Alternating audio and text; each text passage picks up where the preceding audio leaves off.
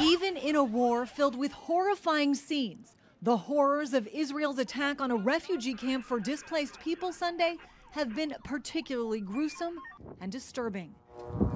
Those on the ground describing the scene in Rafah as hell on earth. At least 50 killed and 250 injured, according to Gaza's health ministry, in a war where officials say many are now dying of disease and malnutrition. There's a moral cost to the number of civilians that are dying inside of Gaza. But when you continue to withhold food and aid from the people, that ultimately makes these terrorist causes stronger. The latest attack bringing blowback to President Biden, who has largely supported Israel, vocally, financially, and militarily. I made it clear that if they go into Rafah, they haven't gone into Rafah yet.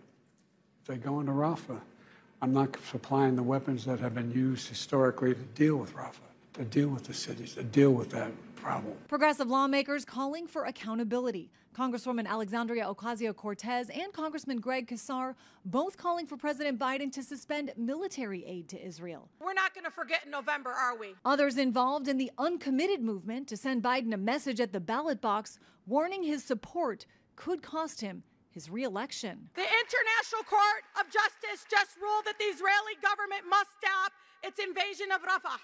But President Biden says what's happening in Gaza is not a genocide. Congresswoman Rashida Tlaib's speech at a conference which featured other speakers linked to the Popular Front for the Liberation of Palestine, designated by the State Department as a foreign terrorist organization, has drawn criticism from her colleagues. Congressman Mike Lawler posting on X, she should be removed from Congress immediately. The U.S. State Department says at this point, the attacks in Rafah do not rise to the level of a full-scale military operation and therefore did not cross a red line.